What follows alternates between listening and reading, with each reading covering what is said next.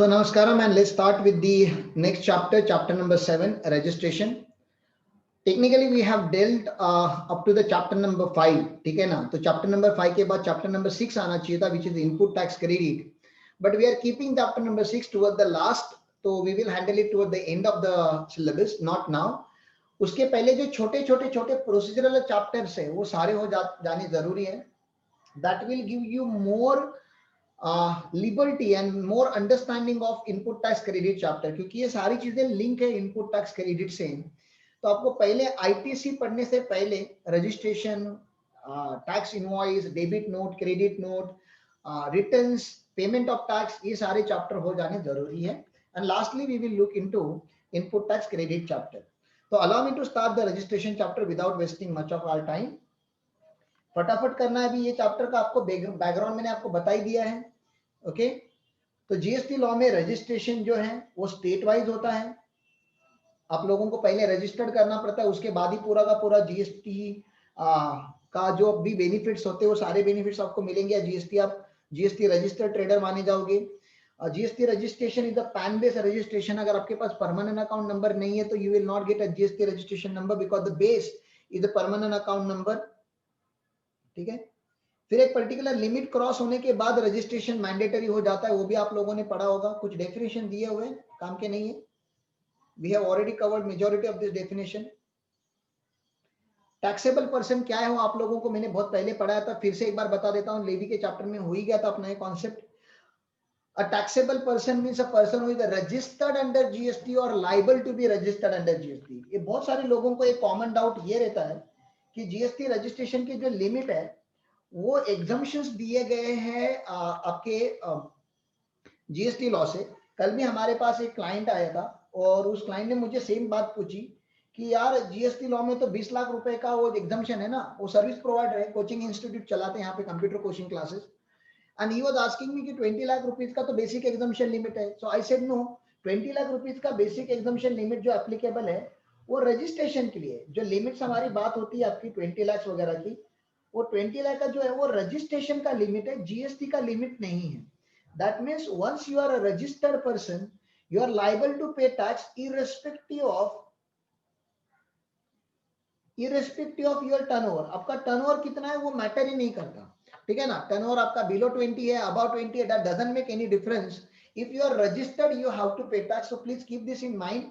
whatever limits we are going to study, though the limits are for putting a liability on a person for a mandatory registration.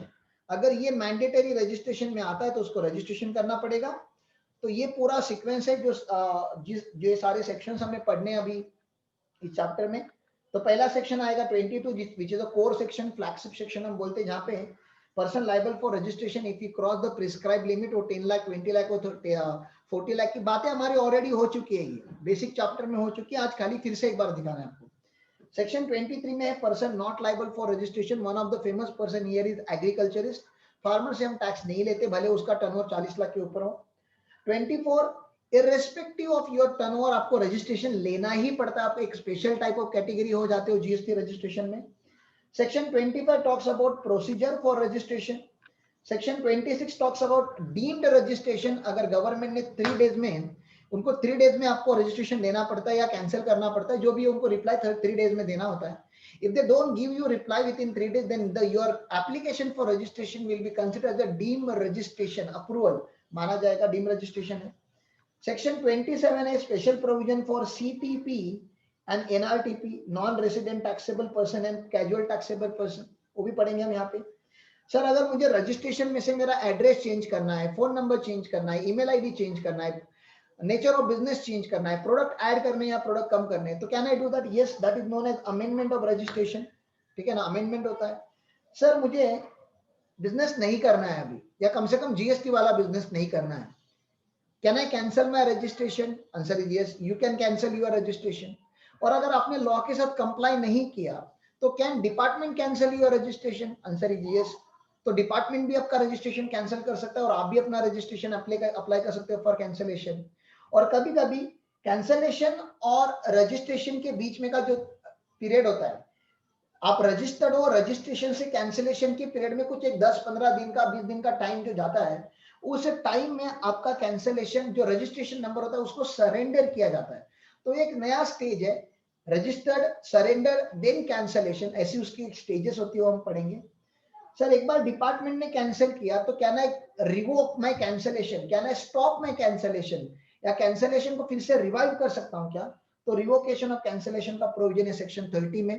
तो this is the sequence of section that you need to keep in mind if you wanted to have proper control over the act. अब यहाँ पे इन्होंने क्या लिखा है कि procedural पूरा लॉ लिखा है, बेयर एक्ट लिखा है। मैं अभी बेयर एक्ट पढ़ता नहीं, डायरेक्टली एनालिसिस में से पढ़ता हूँ, ठीक है ना। यहां से पढ़ रहा हूं मैं आपको। Threshold limit for registration. Every supplier of goods and services both required to obtain the registration in the state or union territory from where he makes a taxable supply if the aggregate turnover exceeds the specified limit in the financial year. आपका अगर threshold limit cross होता है तो आपको registration लेना mandatory है। अब aggregate turnover क्या है तो आप लोगों को पता होना चाहिए, डेफिनेशन ऑफ अग्रीगेट टर्नओवर क्या है, ये हमने पहले भी पढ़ा, आज फिर से पढ़ लेते हैं। टर्नओवर में क्या क्या आता है, तो टर्नओवर में क्या क्या आता है, सिर्फ टैक्सेबल सप्लाई आता है। तो आपका टर्नओवर मतलब आपका sales, profit and loss account का क्रेडिट साइड। तो आपने टैक्सेबल सप्लाई किया है वो टर्नओवर में आ जाएगा। एग्जेम्प्ट सप्लाई किया है वो भी टर्नओवर में आ जाएगा। अच्छा, एग्जेम्प्ट सप्लाई का डेफिनेशन होता है, मैंने आपको पहले भी बताया होगा, आज फिर बता देता हूँ। एग्जेम्प्ट सप्लाई में क्या क्या आता है। एग्जेम्प्ट सप्लाई इंक्लूड्स नील सप्लाई, नील रेटेड सप्लाई। आपको पता है जब हमने कंपोजिशन स्कीम वगैरह पढ़ा था तो ये बात की थी। Nil rated supply, wholly exempt supply and supply which is not taxable, ठीक है ना। तो यहाँ पे तीनों आ जाते हैं एग्जाम सप्लाई की। एक्सपोर्ट भी यहाँ पे इंक्लूड होगा आपके टर्नओवर में। इंटरस्टेट सप्लाई भी यहाँ पे टर्नओवर में इंक्लूड होगा आपका। Person having the same pan computed all over India basis. इसका ये मतलब है अगर आपका दिल्ली में भी ऑफिस है और आपका मुंबई में भी ऑफिस है तो दिल्ली का टर्नओवर अलग से 20 लाख और मुंबई का टर्नओवर अलग से 20 लाख, ऐसा नहीं है। दिल्ली और मुंबई पूरा ऑल ओवर इंडिया का टर्नओवर एग्रीगेट करके देखा जाएगा। आपकी एंटिटी का टर्नओवर कितना है वो देखा जाएगा।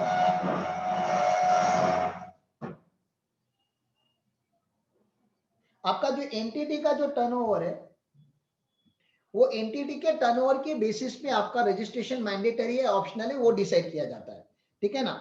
नेक्स्ट, लेकिन टर्नओवर में क्या इंक्लूड नहीं होता वो भी उतना इंपॉर्टेंट है।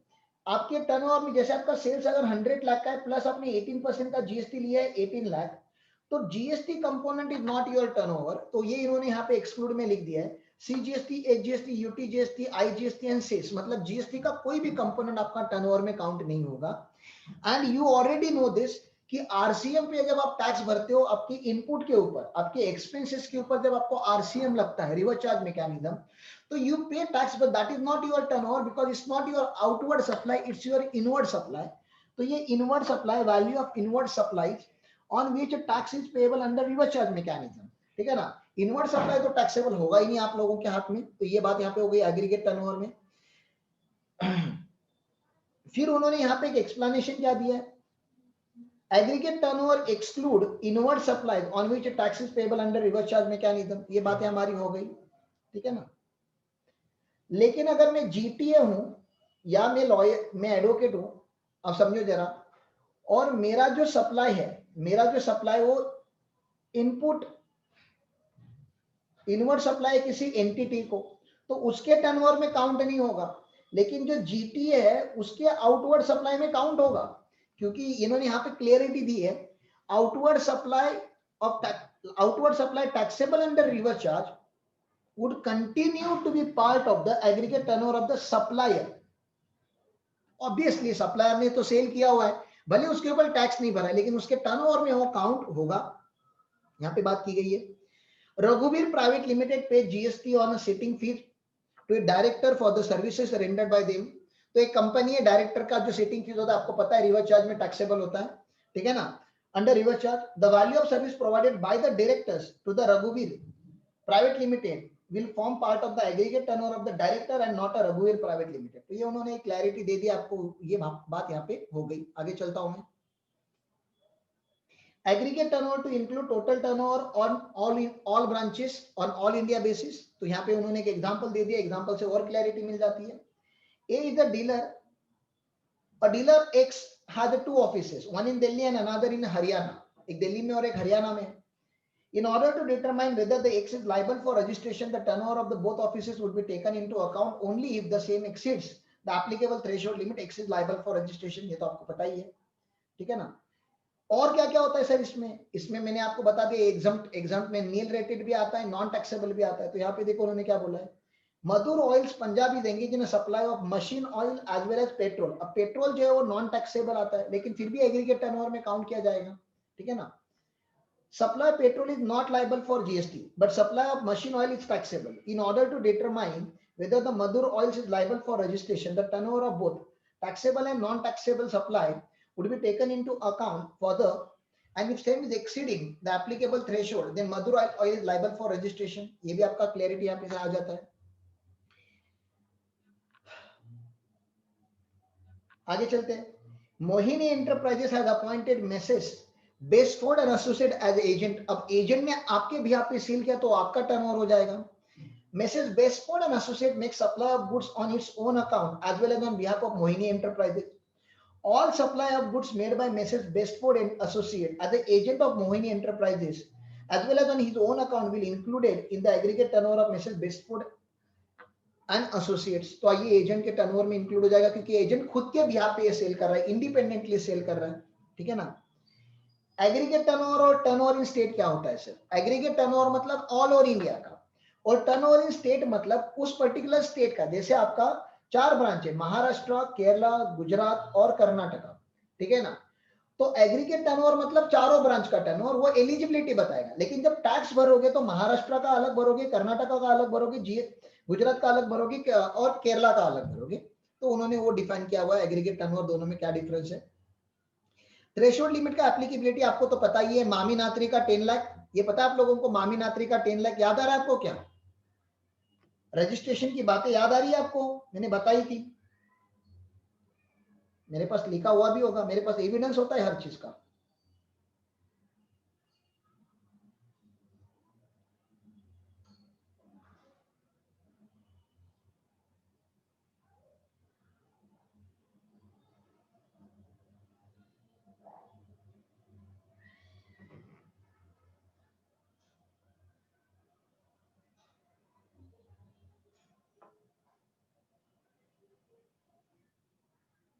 किधर गया, किधर गया?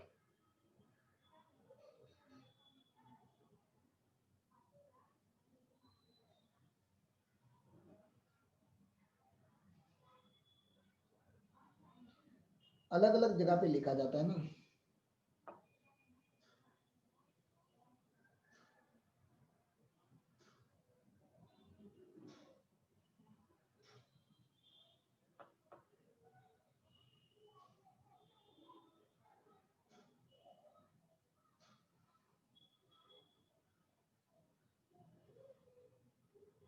ये रहा, ये देखो, ये बात हमारी हुई थी, आप लोगों को याद है। मामी नात्री मणिपुर, मिजोरम, नागालैंड, त्रिपुरा में गुड्स का सप्लाई करो, सर्विस का सप्लाई करो या बोथ का सप्लाई करो, 10 लाख का लिमिट है। ATM UPS Andhra Pradesh, sorry Arunachal Pradesh, Telangana, Meghalaya, Uttarakhand, ठीक है ना, Puducherry and Sikkim, in 6 state में अगर आप गुड्स का सप्लाई करो, सर्विस का सप्लाई करो या बोथ का सप्लाई करो, आपका लिमिट हो जाएगा 20 लाख। लेकिन Jammu Kashmir, Assam, Himachal Pradesh and rest of India में आप अगर गुड्स का सप्लाई करोगे तो 40 लाख। स्पेसिफाइड गुड्स, पान मसाला, टोबैको, एरेटेड वाटर, अगर उनका अगर आप करोगे सप्लाई तो 20 लाख। सर्विस का सप्लाई करोगे तो 20 लाख, और बोथ का सप्लाई करोगे तभी भी 20 लाख। ये बात हमारी हो गई थी, ठीक है ना। आज फिर से यहाँ पे वही बातें कुछ आने वाली है, देखते हैं स्पेशल कैटेगरी। अब यहाँ पे उन्होंने कंफ्यूजन क्या पूछा है कि अगर आपका एक ब्रांच अगर, ये देखो ये इंडिया है, आपका एक ब्रांच अगर मणिपुर में है, ठीक है ना, एक ब्रांच अगर मणिपुर में और एक ब्रांच अगर आपका कर्नाटका में है, तो आपका लिमिट कितना? क्योंकि कर्नाटका का लिमिट 20 लाख का है, ठीक है ना, सर्विस इंडस्ट्री के लिए, और मणिपुर का लिमिट 10 लाख का है। तो दोनों में से एग्रीगेट टर्नओवर देखा कहां का जाएगा? 10 लाख देखा जाएगा कि 20 लाख देखा जाएगा? क्या मानते हो आप लोग? आप लोगों के लिए मणिपुर के एंगल से देखोगे तो 10 लाख का है, और कर्नाटका के एंगल से देखोगे तो 20 लाख है। तो विच limit is applicable?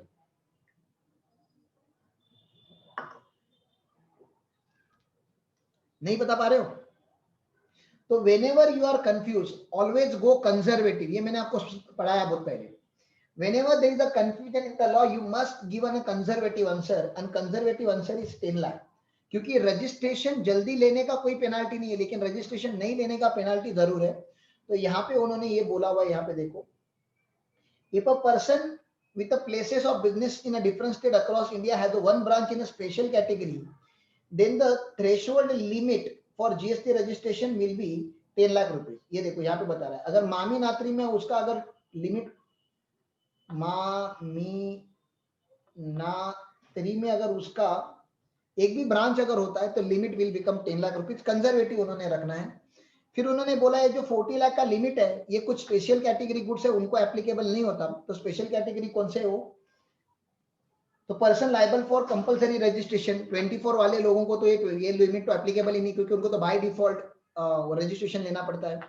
Person engage in making supply of ice cream, other edible ice whether और नॉट कंटेनिंग कोको, ठीक है ना, पान मसाला and all other goods of chapter 24, that is tobacco and manufactured tobacco substitute. Person engaged in making intra-state supply in the state of Arunachal Pradesh, Uttarakhand, Meghalaya, Sikkim, Telangana, वो तो क्योंकि उनके लिए limit applicable नहीं है. And person who has opted for voluntary registration, भैया आपने अगर voluntary registration लिया तो आपको भी एप्लीकेबल नहीं है. और फिर उसका एक एग्जाम्पल दिया था, ये एग्जाम्पल भी मैंने आपको उसी लेक्चर में पढ़ाया था जब मैं आपको ये सब पढ़ा रहा था. So this is also done and this is the chart that we have also drawn in our notebook. अगर आप भूल गए रहोगे तो आप जरा जाके चेक कर सकते हो, ठीक है ना. ये कुछ एग्जांपल है, पृथ्वीराज वगैरह, ये एग्जांपल भी मेरे हो चुके थे. आपको याद नहीं आ रहे तो आप पढ़ लेना, आपको बाद में याद आ जाएंगे.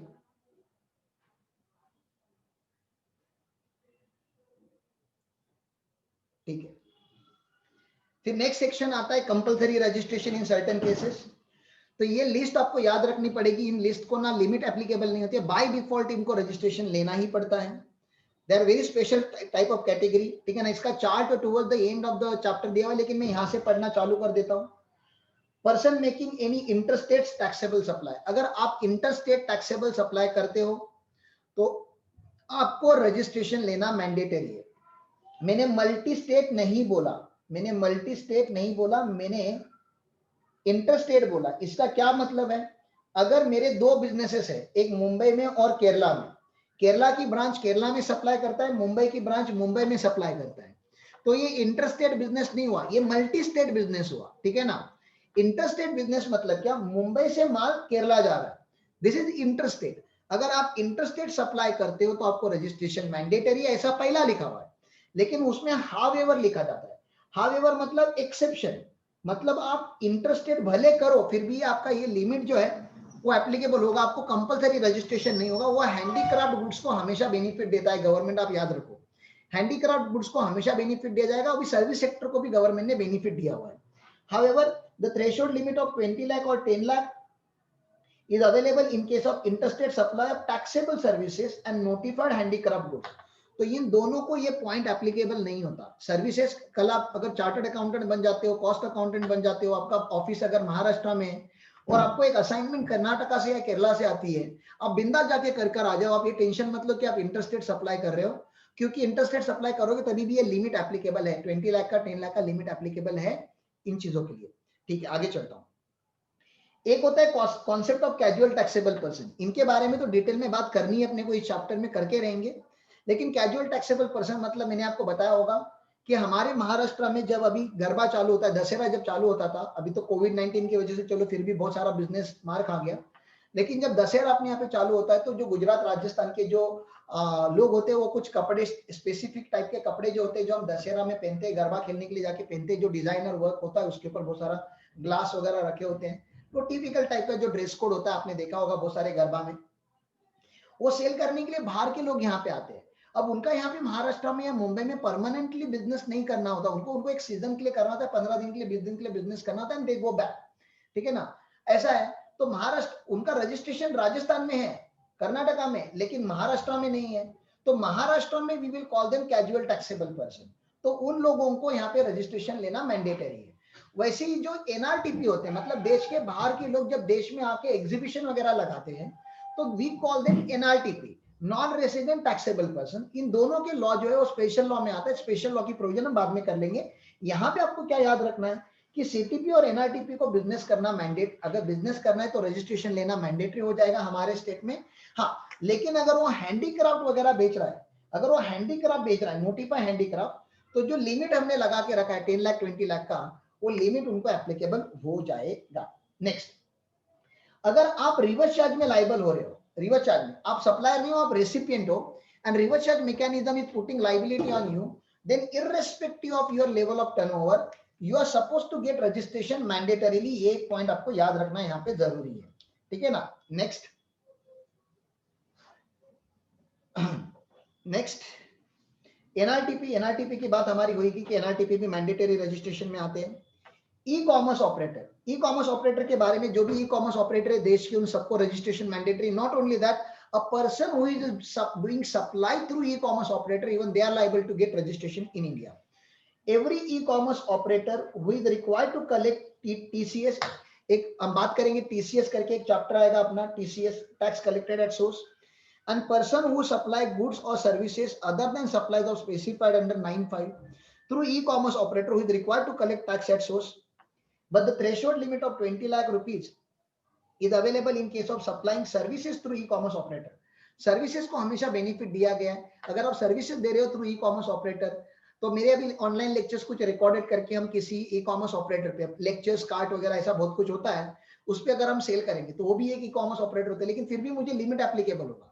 गुड्स इंडस्ट्री के लिए लिमिट एप्लीकेबल नहीं है। गुड्स इंडस्ट्री, अगर आप ई-कॉमर्स ऑपरेटर हो, अमेजोन हो, फ्लिपकार्ट हो, या आप उसके थ्रू सप्लाई करते हो, तो आपको वहां पे रजिस्ट्रेशन जीएसटी का लेना मैंडेटरी हो जाता है, ठीक है ना। Person who is required to deduct TDS, अब ये गवर्नमेंट होती है या गवर्नमेंट एजेंसीज होती है जिनको टीडीएस एप्लीकेबल होता है सेक्शन 51 का, उनको रजिस्ट्रेशन लेना मैंडेटरी है। अगर आप किसी के एजेंट हो, आप किसी के एजेंट हो, एजेंसी बिजनेस करोगे, तो बहुत इंपॉर्टेंट पॉइंट है यहाँ पे, if you are an agent तो आपको रजिस्ट्रेशन लेना जीएसटी का मैंडेटरी, आपको टर्नओवर का लिमिट एप्लीकेबल नहीं होता। एक कॉन्सेप्ट होता है आईएसडी करके, इनपुट सर्विस डिस्ट्रीब्यूटर। सर ये क्या होता है input service distributor? Input service distributor मतलब मत समझो कि अगर किसी बिजनेस का एचओ है, ये क्या है, एचओ, हेड ऑफिस, ठीक है ना, हेड ऑफिस है। जैसे आईसीआईसीआई बैंक का जब बैंक का ऐड आता है, या एचडीएफसी बैंक का ऐड आता है, या हिंदुस्तान यूनिलीवर का जब ऐड आता है, कोई भी जब टीवी पे ऐड आता है तो ब्रांच पे स्पेसिफिक ऐड नहीं आता, ठीक है ना। ऐड जो करता है वो एचओ करता है। तो एचओ मतलब, एचओ क्या करता है, सारे के सारे इनपुट सर्विस ले लेता है, ठीक है ना। इनपुट सर्विस का मेजर बिल यहाँ पे रहता है, लेकिन जो आउटवर्ड सप्लाई दिया जाएगा वो छोटे छोटे ब्रांच से दिया जाएगा अलग। अब क्लासेस की इंडस्ट्री का ही समझो ना, क्लासेस का एक एचओ है, कोई एक इंस्टीट्यूशन है, उसका एक एचओ है और 5 अलग अलग ब्रांचेस है। तो यहाँ ब्रांचेस से आउटवर्ड सप्लाई दिया जा रहा है, outward supply, outward supply, outward supply, outward supply. तो जीएसटी लाइबिलिटी जो है वो यहाँ पे क्रिएट हो रही है, जीएसटी लाइबिलिटी यहाँ पे क्रिएट हो रही है, लेकिन इनके पास आईटीसी नहीं है। आईटीसी किसके पास है, एचओ के पास है, और एचओ के पास इतना आउटवर्ड सप्लाई नहीं है जितना ब्रांचेस के पास है। तो एचओ क्या करना चाहता है, एचओ अपने यहाँ पे जो इनपुट टैक्स क्रेडिट आया हुआ है इसके पास, इनपुट टैक्स क्रेडिट जो भी इसने कॉमन सर्विसेज लिए इन सारे ब्रांचेस के लिए, उसका जो इनपुट टैक्स क्रेडिट है वो बिल फाड़ के तो डिस्ट्रीब्यूट नहीं कर सकता 5 ब्रांच में। तो ये एचओ क्या करता है, अपने आप को रजिस्टर्ड करवाता है एज आईएसडी। इसका नाम ही देखो ना क्या है, इनपुट सर्विस डिस्ट्रीब्यूटर। जो कॉमन इनपुट सर्विसेज एचओ ने लिया हुआ है उन सारे ब्रांचेस को डिस्ट्रीब्यूट करना है, ठीक है ना।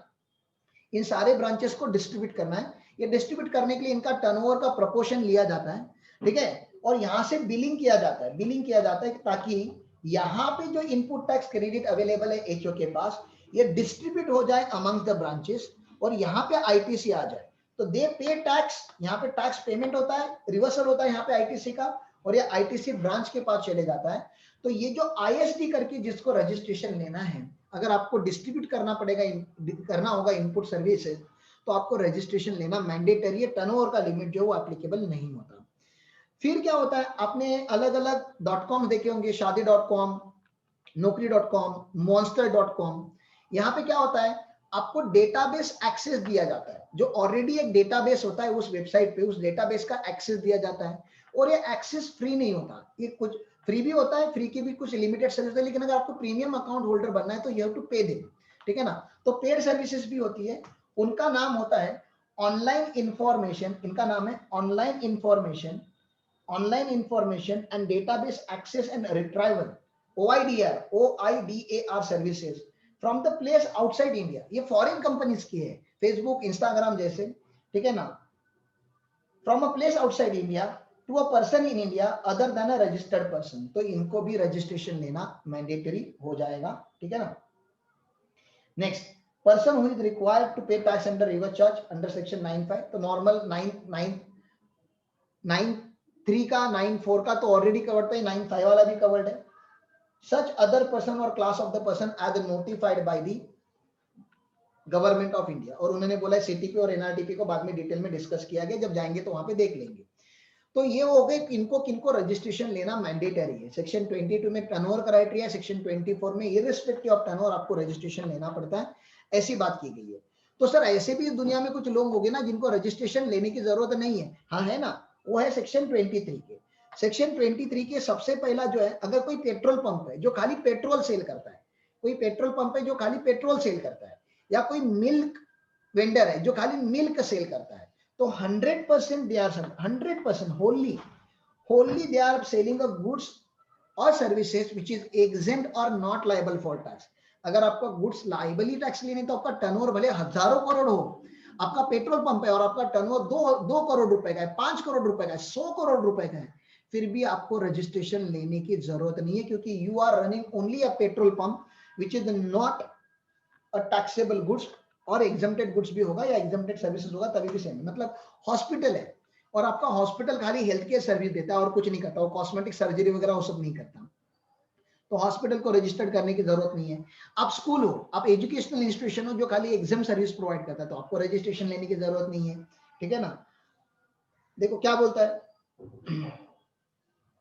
Eight section 23 any person engaged exclusively in the business of supplying goods or services or both that are not liable to tax, ठीक है, that are not liable to tax or wholly exempt from tax under CGST Act shall not be liable for GST। Example देख लेते हैं, Madhur oils Punjab exclusively engage in supply petrol, petrol है तो इनको sir इनको tax इनको रजिस्ट्रेशन लेने की जरूरत ही नहीं है, नॉट लाइबल फॉर रजिस्ट्रेशन।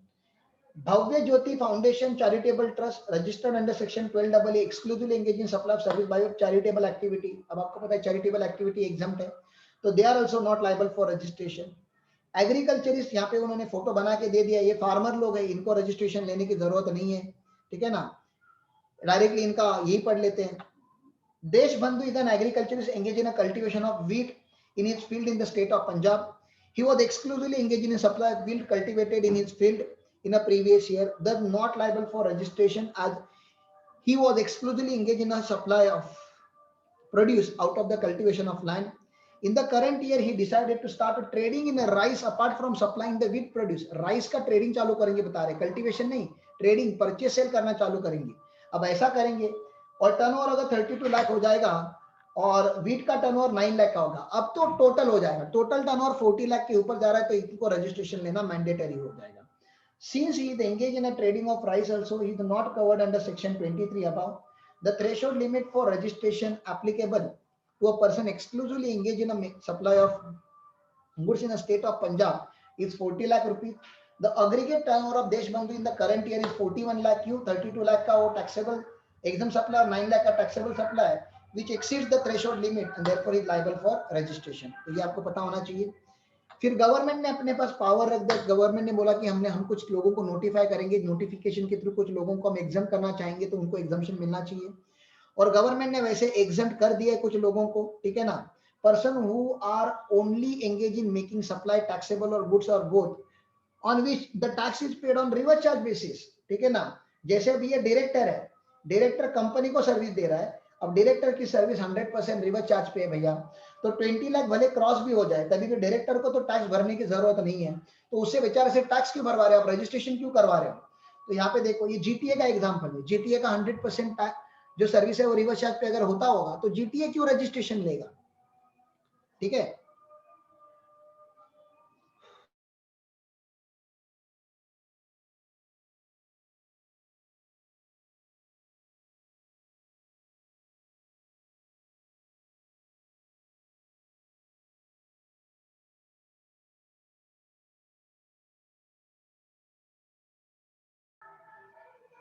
देखो, Manikaran Transporter is a GTA, engaged exclusively in supplying GTA services, liable to tax under reverse charge basis, ठीक है ना.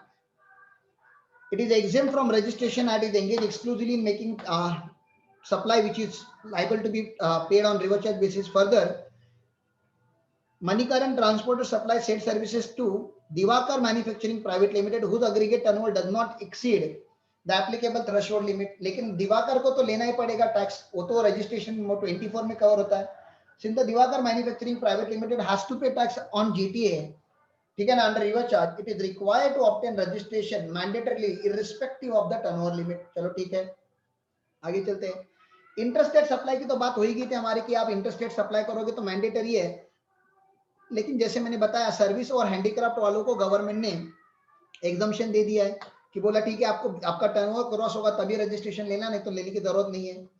Dhola and Company located in Delhi engage in a supply of taxable goods in the neighboring state. Neighboring state मतलब समझते हो क्या, interstate कर रहा है, Punjab and Haryana. The aggregate turnover of the financial year is only 10 lakh. तभी भी टैक्स लग जाएगा, आप टेंशन मत लो, ठीक है ना, तभी भी टैक्स लग जाएगा, मतलब रजिस्ट्रेशन मैंडेटरी हो जाएगा. Since it is engaged in making interstate taxable supply goods, it is required to register mandatory under GST irrespective of its aggregate turnover.